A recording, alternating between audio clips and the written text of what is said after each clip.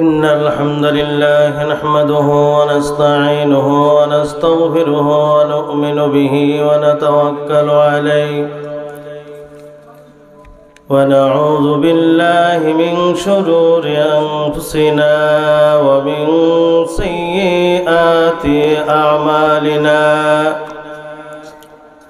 من يهده الله فلا مضل له ومن يضلله فلا هادي له ونشهد أن لا إله إلا الله وحده لا شريك له ونشهد أن سيدنا ومولانا محمدا أما بعد فأعوذ بالله من الشيطان الرجيم بسم الله الرحمن الرحيم قل يا عبادي الذين أسرفوا على أنفسهم لا تقنطوا من رحمة الله إن الله يغفر الذنوب جميعا إنه هو الغفور الرحيم وقال النبي صلى الله عليه وسلم لا يؤمن أحدكم حتى أكون أحب إليه من والده وولده والناس أجمعين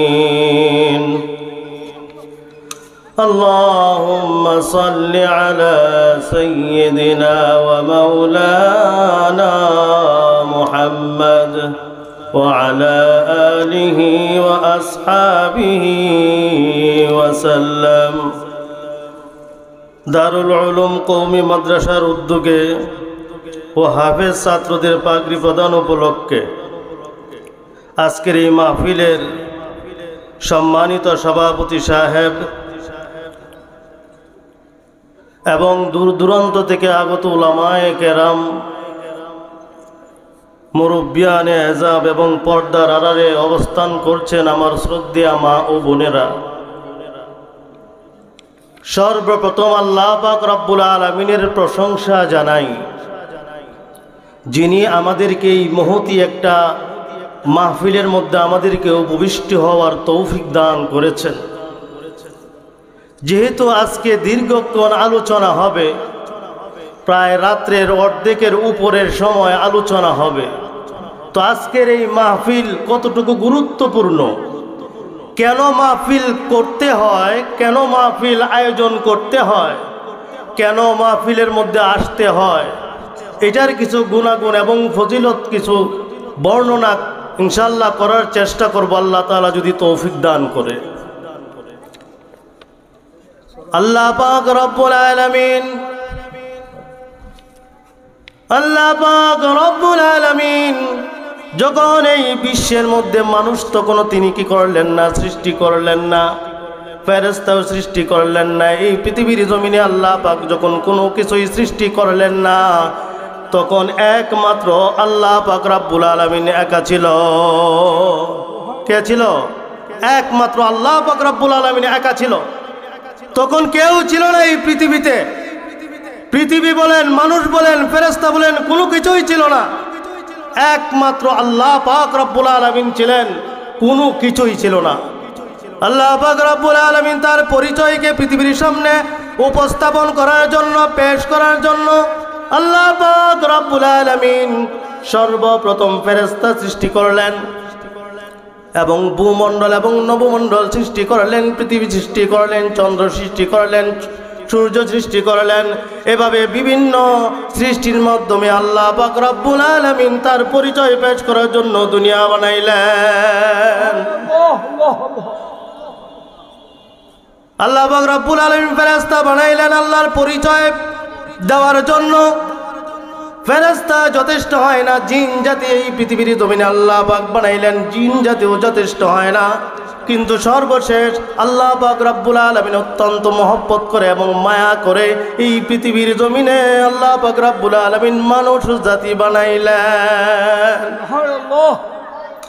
মানুষ যাতে মারি এই জন্যই বানাইলেন, তাদেরকে আল্লাহ পাক রব্বুল আলামিন অত্যন্ত মহব্বত করে। এই মহব্বতের কারণে হয়তো আমরা এই মাহফিলে এসেছি। এই মাহফিল আয়োজন করতে গিয়ে 3 প্রকারের মানুষের প্রয়োজন হয়েছে। এক প্রকারের মানুষ কষ্ট করে টাকা পয়সা দিয়ে আয়োজন করেছে, আরেক প্রকারের মানুষ বিভিন্ন জায়গা থেকে দূর দূরান্ত থেকে কষ্ট করে, যেমন আপনারা এখানে উপস্থিত হয়েছেন, কষ্ট করে এসেছেন। আরেক প্রকারের মানুষ বিভিন্ন জায়গা থেকে আপনাদেরকে কোরআন ও হাদিসের নসিহত করার জন্য একের পর এক আপনাদের সামনে উপস্থাপন হবে। এই 3 প্রকারের মাধ্যমে আজকের এই মাহফিল হয়েছে। রাসূল করিম সাল্লাল্লাহু আলাইহি সাল্লামের হাদিসের ভাষ্য অনুপাতে আল্লাহ পাক রব্বুল আলামিন 3 শ্রেণীর পিছনের গুনাহ আল্লাহ মাফ করে দিবেন। আজকে এই যে মাহফিল যারা আয়োজন করেছে, এই মাহফিল আয়োজন না করে অন্য কোনো কিছু হয়তো করতে পারত, কিন্তু আজকের এই মাহফিল কেন করা হইল এবং এর লাভ কি? আজকের এই মাহফিল এমন এক গুরুত্বপূর্ণ মাহফিল। বিশ্বনবী হযরত মুহাম্মদুর রাসূলুল্লাহ সাল্লাল্লাহু আলাইহি সাল্লাম বলেন, আল্লাহ পাক রব্বুল আলামিন ফেরেশতা সৃষ্টি করেছেন, বিভিন্ন লাইনের ফেরেশতা সৃষ্টি করেছেন। এমন কিছু ফেরেশতা আল্লাহ পাক রব্বুল আলামিন সৃষ্টি করেছেন যারা দুনিয়ার বাড়িতে ঘোরাফেরা করে, দুনিয়ার বিভিন্ন জায়গায় তারা ঘোরাফেরা করতে থাকে। যে জায়গার মধ্যে আল্লাহ পাক রব্বুল আলামিনের প্রশংসা করা হয়, যে জায়গার মধ্যে বিশ্বনবীর প্রশংসা করা হয়, যে জায়গার মধ্যে কোরআন ও হাদিসের আলোচনা করা হয়, যে জায়গার মধ্যে জিকিরের আলোচনা করা হয়, যে জায়গার মধ্যে এক কথায় আল্লাহ এবং আল্লাহ রাসূলের আলোচনা করা হয়, সেই জায়গাটা ফেরেশতারা চতুর্দিক দিয়ে ঘেরাও করিয়া নেয়। আজকের এই বড়ুয়া নয়াপাড়া যে গ্রামে যে আজকের এই মাহফিল করা হইল, এভাবে আল্লাহর পক্ষ থেকে রহমতের ফেরেশতা এভাবে নামতেছে। সুবহানাল্লাহ বলেন। আজকে এটা গুনাহ মাফের মাহফিল। এভাবে যখন ফেরেশতা নামতে থাকে, হাফাতুল মালায়েকা ফেরেশতা এটাকে ঘেরাও করে আনে, তাতানাজ্জালু আলাইহিমুল মালায়েকা, আল্লাহর পক্ষ থেকে ফেরেশতা কি হয়, দুনিয়াতে অবতীর্ণ হয়। ও হাফাতুল মালায়েকা, ফেরেশতারা এই মাহফিলটাকে চতুর্দিক দিয়ে ঘেরাও করে নেয়। এভাবে একজনের উপরে আরেকজন ফেরেশতা এভাবে উঠতে থাকে। উঠতে উঠতে আল্লাহ পাক রব্বুল আলামিন আরশ পর্যন্ত তারা কি করতে থাকে, ট্যাক লাগাইয়া যায়। চতুর্দিক দিয়ে যখন ঘেরাও হয়ে যায়, তখন একজন ফেরেশতার উপরে আরেকজন ফেরেশতা, একজন ফেরেশতার উপরে আরেকজন ফেরেশতা এভাবে উঠতে থাকে। উঠতে উঠতে আল্লাহ পাক রব্বুল আলামিনের আরশ পর্যন্ত তারা পৌঁছে যায়। আল্লাহ পাক রব্বুল আলামিন তাদেরকে জিজ্ঞাসা করে, ও আমার ফেরেশতারা, তোমাদের আজকে এই অবস্থা কেন? তখন তারা উত্তর দেয়, বড়ুয়া নয়াপাড়া দারুল উলুম কওমি মাদ্রাসার উদ্যোগে তোমার কিছু প্রিয় বান্দা এবং বান্দার সহযোগিতায় আজকের এই মাহফিলের আয়োজন করা হয়েছে। আজকের এই মাহফিল আয়োজন করা হয়েছে। এখানে কিছু মানুষ আল্লাহ পাক রব্বুল আলামিনকে উদ্দেশ্য করে বলেন, তোমার কিছু প্রিয় বান্দা, তোমার কিছু প্রিয় বান্দারা এখানে আসবে মানুষদেরকে নসিহত পেশ করার জন্য, যাতে তারা দুনিয়া বুঝতে পারে, তোমার পরিচয় জানতে পারে এবং জান্নাত জাহান্নামকে ভয় করতে পারে। এই ভয় করে যাতে দুনিয়া থেকেই তারা কি পাতিয়া অর্জন করতে পারে, এই ব্যাপারে তারা আলোচনা করবেন। কিছু মানুষ এখানে বিভিন্ন দূর দূরান্ত থেকে তারা এখানে কি করবে, কোরআন ও হাদিসের আলোচনা শুনবে। আর কিছু মানুষ এখানে আয়োজন করেছে। আল্লাহ পাক রব্বুল আলামিন ওই সমস্ত ফেরেশতাদেরকে জিজ্ঞাসা করে তারা কি চায়। উদ্দেশ্য আছে, একটা তো উদ্দেশ্য আছে যে তাদের উদ্দেশ্যটা কি। তখন ফেরেশতারা এবার উত্তর দেয়, তাদের উদ্দেশ্য হলো আপনি তাদের পিছনের সমস্ত গুনাহ মাফ করে দেন। আল্লাহ পাক রব্বুল আলামিন বলেন, ও আমার ফেরেশতারা, তোমরা সাক্ষী থাকো, আমি তাদের পিছনে সমস্ত গুনাহ মাফ করে দিলাম। তারা আর কি চায়? তখন ফেরেশতারা উত্তর দেয়, তারা জাহান্নামের আগুন থেকে বাঁচতে চায় এবং জান্নাত পেতে চায়। আল্লাহ পাক রব্বুল আলামিন বলেন, যে সমস্ত মানুষ মাহফিলের প্রথম থেকে শেষ পর্যন্ত উপস্থিত থাকবে, আমি তাদের পিছনের গুনাহ মাফ করে দিলাম এবং জাহান্নাম থেকে মুক্তি করে দিলাম এবং জান্নাতের উপযুক্ত বানাইয়া দিলাম। আজকের এই মাহফিল অত্যন্ত গুরুত্বপূর্ণ মাহফিল। আজকের এই মাহফিল গুনাহ মাফের মাহফিল। আমরা তো গুনাহ মাফ করানোর জন্যই তো এখানে অবস্থিত হয়েছি। আল্লাহ পাক রব্বুল আলামিন এই পৃথিবীর জমিনে আল্লাহ পাক রব্বুল আলামিন মানুষকে বানাইলেন আল্লাহর ইবাদত করার জন্য, অন্য কোনো কিছুর জন্য আল্লাহ মানুষ বানায় নাই। আল্লাহ পাক রব্বুল আলামিন মানুষ বানাইলেন আল্লাহর ইবাদতের জন্য। আর আল্লাহ পাক রব্বুল আলামিন মানুষ ছাড়া অন্য যত কিছু বানাইলেন মানুষের গোলামি করার জন্য। মানুষ যদি আল্লাহর গোলামি করে, সমস্ত কিছু মানুষের গোলামি করবে। এক সময় হযরত শেখ সাদীর নাম শুনছেন না?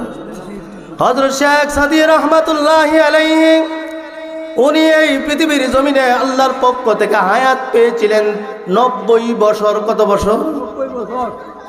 90 বছর। তিনি 30 বছর তিনি জ্ঞান অর্জন করেছেন, আর 30 বছর তিনি দেশ সফর করেছেন, আর বাকি 30 বছর তিনি অধ্যাপনা করেছেন, শিক্ষকতা করেছেন। কত বছর হলো? 90 বছর তিনি হায়াত পেয়েছিলেন। একদিন হযরত শেখ সাদী রাহমাতুল্লাহি আলাইহি ইয়ামানের একটা স্থানের নাম হলো সানা শহরে তিনি হঠাৎ করে তিনি হাঁটতেছেন। হাঁটা অবস্থায় এক জায়গায় তিনি লক্ষ্য করলেন, লক্ষ্য করে দেখলেন একটা লোক, এই মুরব্বীর মতো বয়স, একটা লোক, হিংস্র একটা প্রাণী। আমরা হিংস্র প্রাণী বলতে তো বাঘকে বুঝি, কি বলে?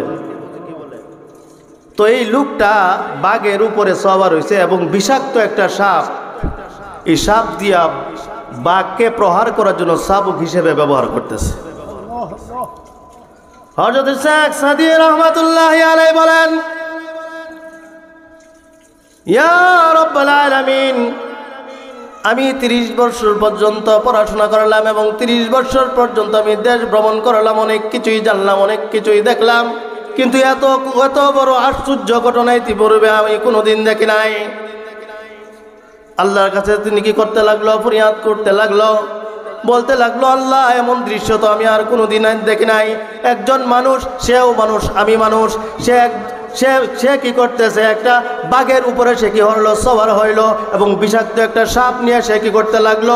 এই বাঘকে কি করে প্রহার করে যেন সামনের দিকে অগ্রসর হয়।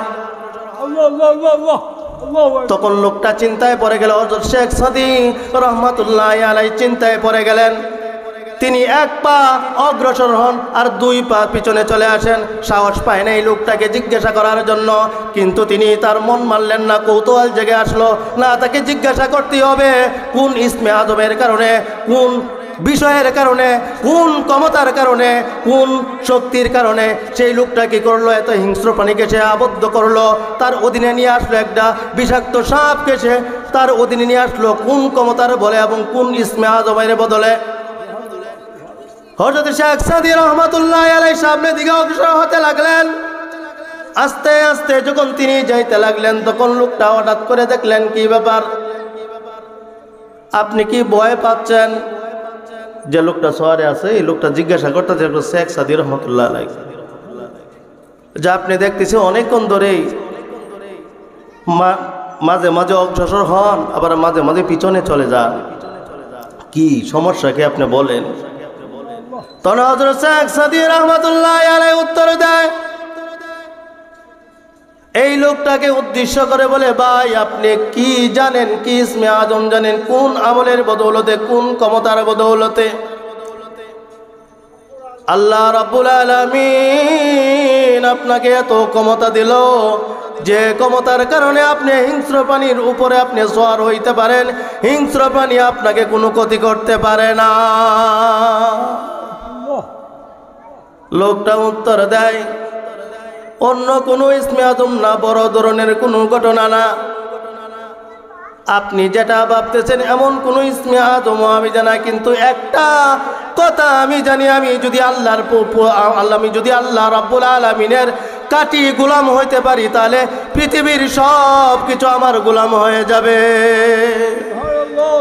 আমি সঠিকভাবে আল্লাহ তাআলার গোলামি করি, সঠিকভাবে আল্লাহ পাক রব্বুল আলামিনের হুকুম পালন করি, সঠিকভাবে আল্লাহ পাক রব্বুল আলামিনের হুকুম পালন করার কারণে আল্লাহ পাক রব্বুল আলামিন কুদরতিভাবে আমাকে কি করেছে, এই ধরনের ব্যবস্থা করে দিয়েছে। আর অন্য কোনো কিছু না, কোন ইসমে আদম আমি জানি না। অর্থাৎ আল্লাহ পাক যা আদেশ করেছেন তা আমি করি, আর আল্লাহ যা নিষেধ করেছেন তা আমি ছেড়ে দিই, যার কারণে আল্লাহ পাক রব্বুল আলামিন আমার আমলের মধ্যে এত ক্ষমতা দান করছে। তো ভাই আমি আয়াত কারিমা তেলাওয়াত করেছি, কুল ইয়া ইবাদিয়াল্লাযীনা আসরাফু আলা আনফুসিহিম লা তাকনাতু মির রাহমাতিল্লাহ। আয়াতের অর্থ হলো, হে নবী আপনি বলুন যারা গুনাহ করতে করতে করতে করতে তাদের জীবনকে নষ্ট করে দিয়েছে, আমরা ভাই গুনাহ করি না? যারা গুনাহ করতে করতে তাদের অন্তরকে নষ্ট করে দিয়েছে তাদেরকে আপনি বলুন লা তাকনাতু মির রাহমাতিল্লাহ, তারা যেন আমার রহমত থেকে বঞ্চিত না হয়।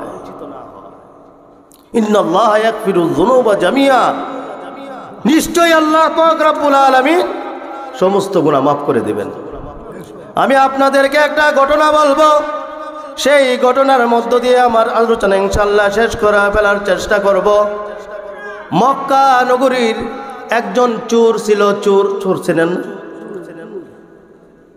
মক্কা নগরী একজন চোর ছিল, সেই চোর কাফন চুরি করত, তার অভ্যাসটা ছিল কাফন চুরি করা। তো হঠাৎ করে তিনি খবর পাইলেন মক্কা শহরে একজন সুন্দরী মহিলা ইন্তেকাল করেছে এবং তার দাফনও হয়ে গেছে। শয়তান থেকে কুমন্ত্রণা দেয়, কে জানি বলে তুমি তো কাফন চুরি করো, কিছুদিন পূর্বে একজন সুন্দরী মহিলা এই দুনিয়া থেকে বিদায় হয়ে গেছে, অমুক জায়গায় তাকে দাফন করা হয়েছে, ইচ্ছা করলে তুমি কাফনটা চুরি করতে পারো। এটা তার অভ্যাস, নেশা। তো লোকটাকে যখন বলতে লাগলো, তার মনের সাথে যুদ্ধ শুরু হয়ে গেল, এই কাজটা কি করবে না করবে না। তখন দুইজনের মধ্যে যখন কম্পিটিশন চলতে লাগলো, শয়তানের কাছে এই লোকটা পরাজিত হয়ে গেল, যুবক মানুষ পরাজিত হয়ে গেল। শয়তান তাকে পরামর্শ দেয়, তুমি যদি তার কাফন চুরি করার জন্য তার কবরের মধ্যে যাও, এত সুন্দর মহিলা মক্কা নগরীতে দ্বিতীয় কোনো মহিলা নাই, এই দুনিয়াতে ছেড়ে সে কি করছে, চলে গেছে, ইচ্ছা করলে তুমি তার সাথে কবরের ভিতরে জিনা করতে পারো। নাউযুবিল্লাহ। কারণ দুনিয়াতে থাকতে তো তুমি পাও নাই, দুনিয়াতে থাকতে পাও নাই, ইচ্ছা করলে তুমি কাপড়ের তোমার কাজও হবে এবং বাড়তি একটা কাজও তুমি ইচ্ছা করলে করতে পারো। যখন লোকটাকে এভাবে পিরাপিরি করতে লাগলো, লোকটা পরাজিত হয়ে গেল। লোকটা আস্তে আস্তে সামনের দিকে অগ্রসর হতে লাগলো, যাইতে যাইতে কবরের পাশে গেল। যখন কবর করতে লাগলো, করতে করতে লাশ উন্মুক্ত হয়ে গেল। যখন লোকটা গেল, সামনে অগ্রসর হতে হতে হতে হতে কবরটা পেয়ে গেল। শয়তানের তো কাজ এইটা, মানুষকে গুনাহ করানো, আর গুনাহটাও তো কেমন বড় গুনাহ। তো লোকটা যখন অগ্রসর হতে লাগলো, সামনের দিকে অগ্রসর হতে হতে কবরটা পেয়ে গেল। কবর খনন করলো, খনন করতে করতে ভিতরের মধ্যে যখন ঢুকলো, তার নিয়ত ছিল কাপড়টা নিয়ে চলে আসবে, কিন্তু সে আসতে পারে নাই। যখন তার চেহারাটা খুললো, চেহারাটা খোলার পরে এত সুন্দর মহিলা ইতিপূর্বে সে কোনোদিন দেখে না।